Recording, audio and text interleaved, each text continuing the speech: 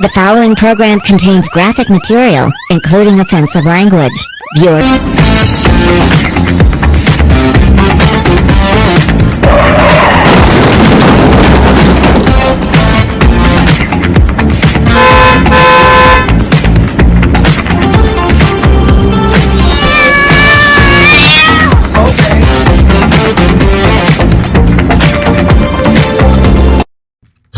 2 plaintiff David Wheeler. A. Defamation/slander damages, past and future, $25 million.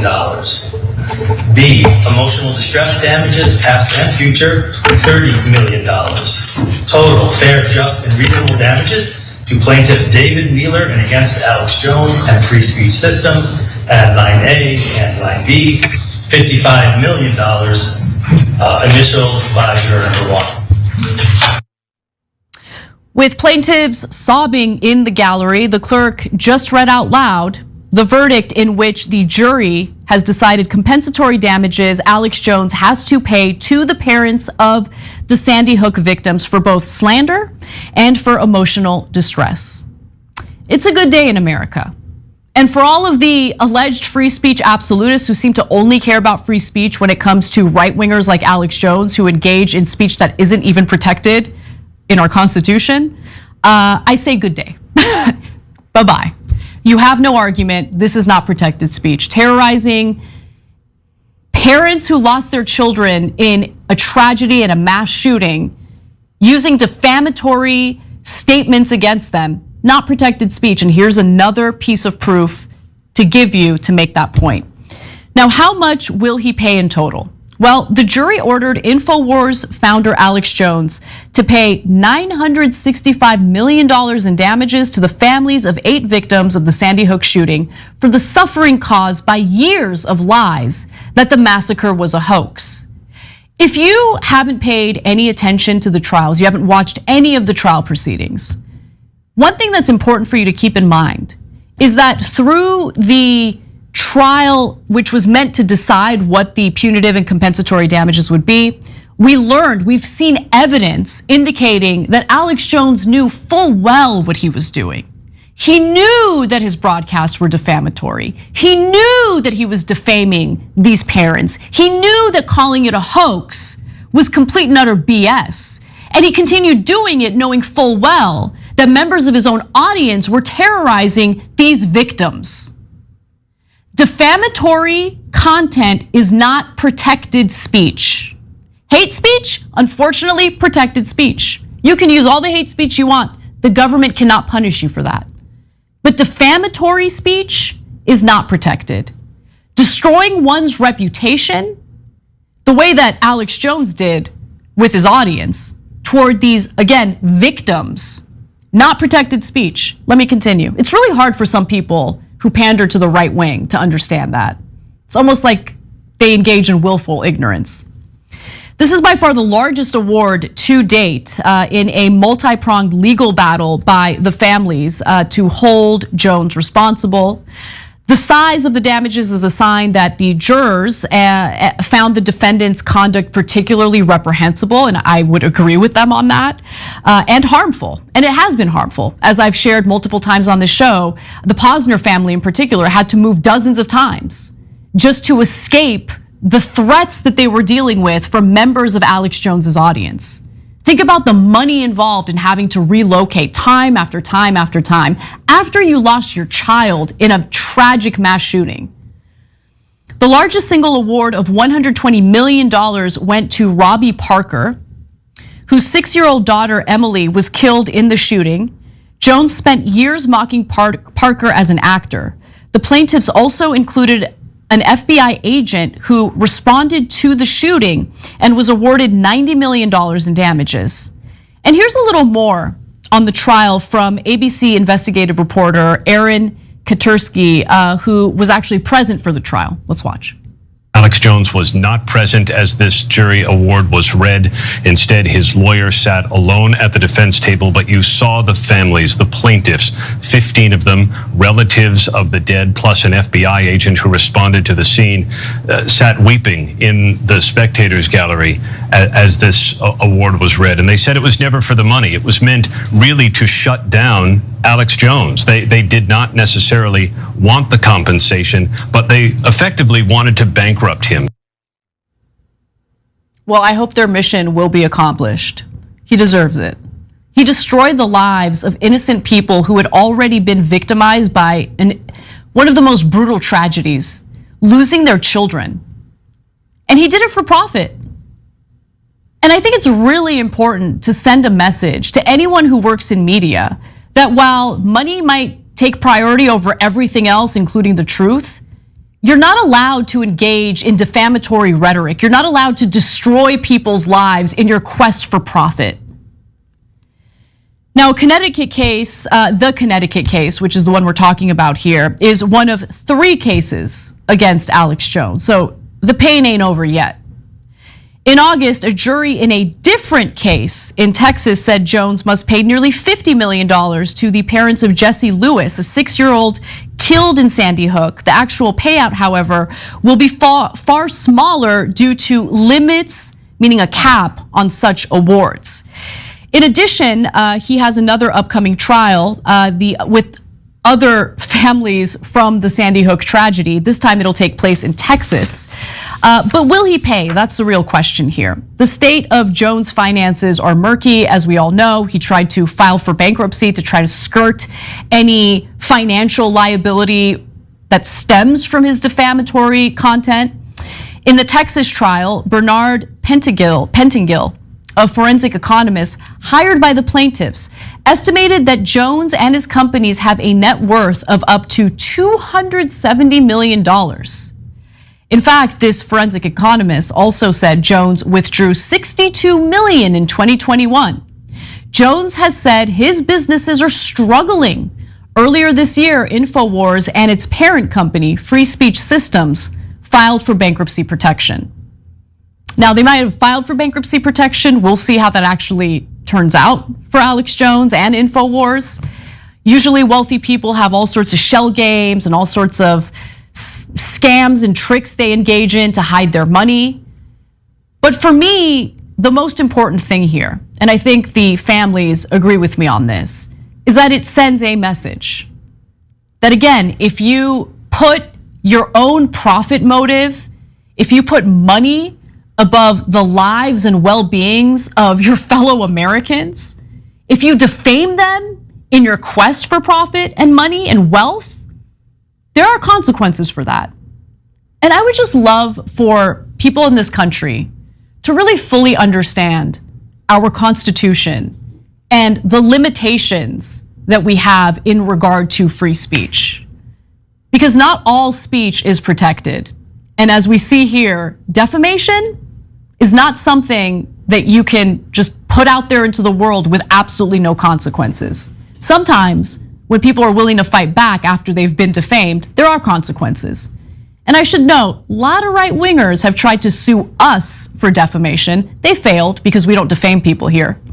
But while right-wingers claim that they love free speech, they want to protect free speech, they can't wait to try to intimidate you from speaking the truth by filing phony, meritless defamation lawsuits themselves.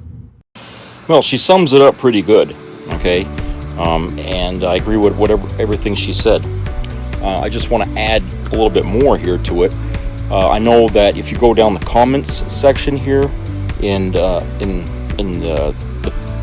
underneath the recording that was on YouTube, you'll find people say, "Oh, well, he won't pay a cent." Okay, he'll appeal this till the cows come home, and he'll dodge it. And I won't disagree with that. I think he'll try as best he can not to pay it. He already was trying to set up the grounds so he could avoid paying it by declaring bankruptcy, and he's probably parceled off his fortunes to family and friends to hide his assets, okay? So, this is a guy who nothing he ever says is really truthful or honest, so he can't be a person who lives honestly. All right, and he's shown his disdain for the judge in the court. As this was going on, by when he'd go home and he'd start his program again, he'd go out there and he'd start complaining about the judge and and everything, and making fun of her. Okay, childish behavior. It's an unbalanced mind. This fella here. And so when you think about that for a minute, and how much like Trump he is in that regard. Trump is the same way, okay? He's in trouble with the law, and he's going around making light of it by, saying some pretty ridiculous and outrageous things.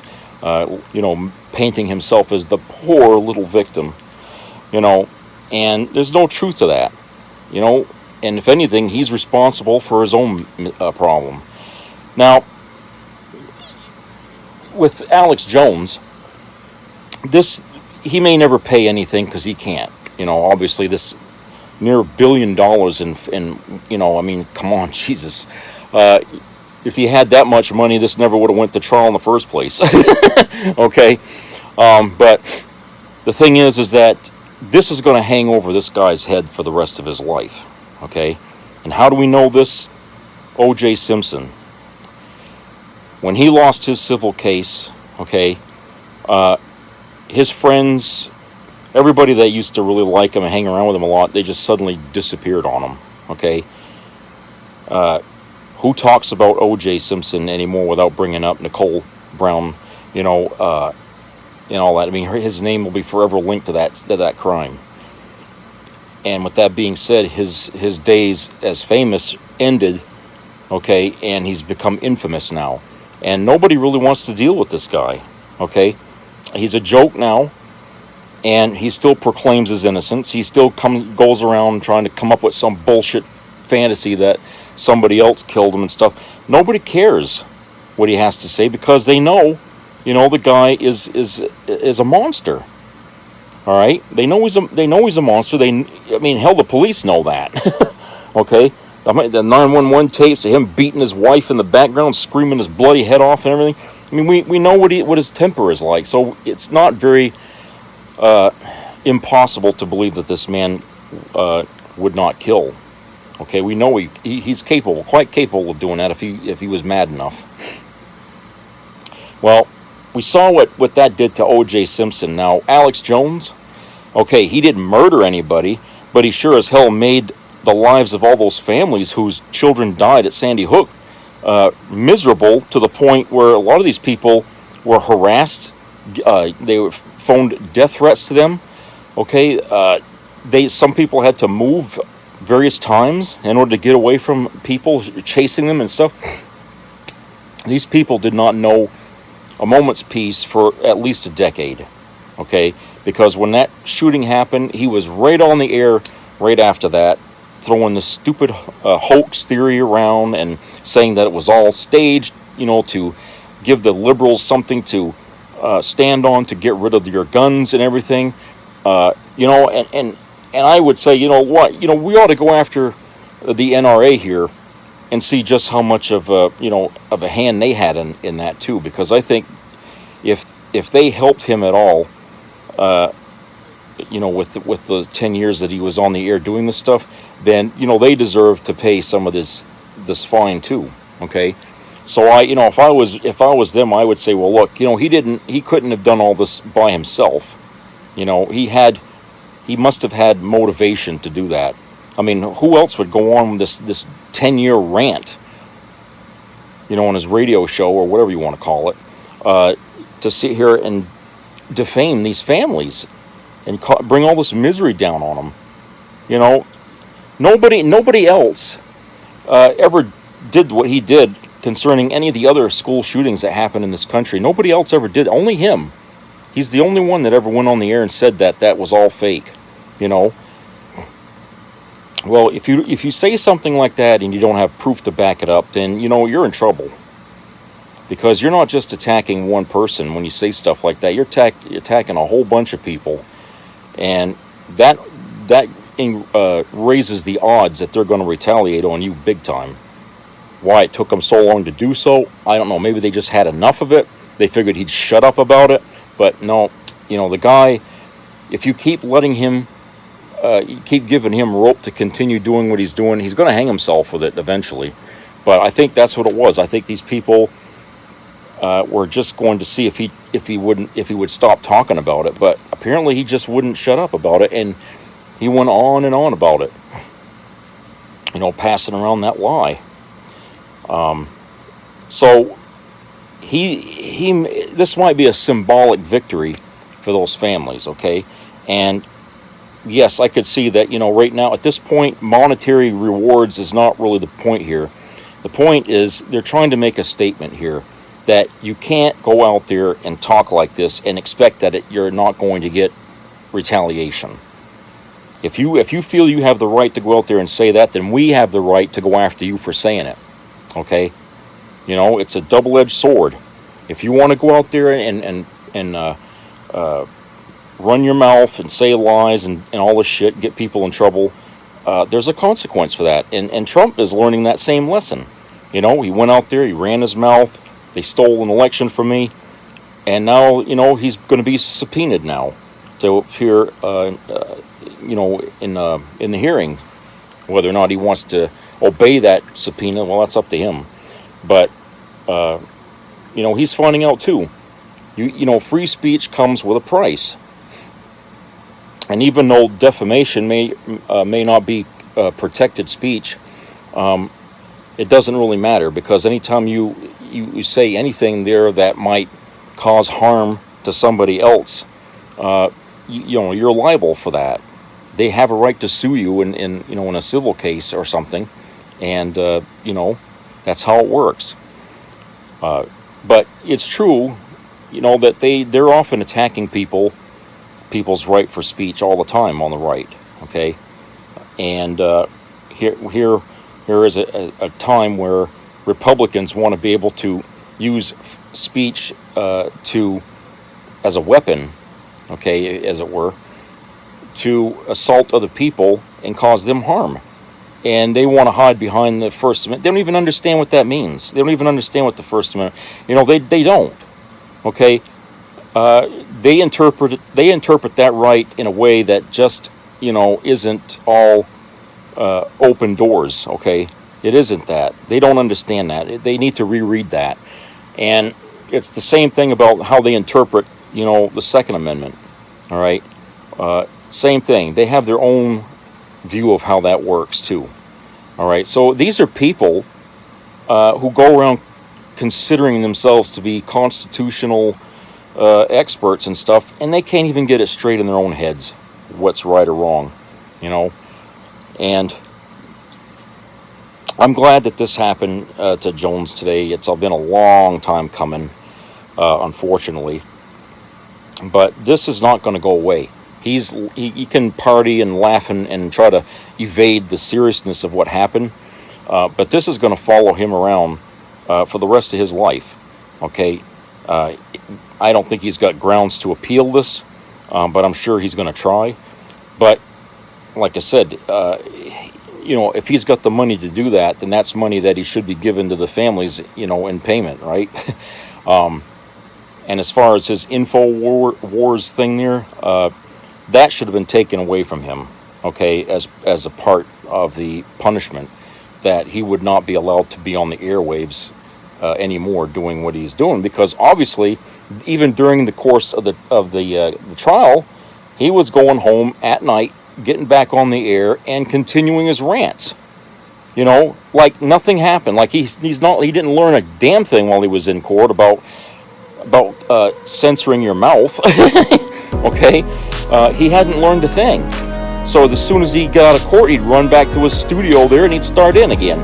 So this is a guy who's obviously going to enjoy still having the ability to go on InfoWars and continuing to do what he says, which is why I think that would have impacted him a whole lot more than this money damage, because like I said, he's going to tap dance around that penalty for as long as he can. But if you take away his InfoWars thing, I think that would have got him more pissed off than anything else. shut off that tap water he's drinking there out of that thing till he'll stop spewing out garbage to people, you know. So I think that's what they should have done. I mean, I think if anything, that would have meant more to the families if they could tell him, you're not allowed to broadcast anymore. That's it. You're done. Okay, because obviously you don't know how to handle your own speech. You're trying to cause trouble, and his name is still linked with Trump, and what Trump's going through. So, his problems ain't over yet. Okay, they're not over yet. So we'll be hearing more about him and legal troubles later on. But that's all I wanted to say about this. So take care, everybody.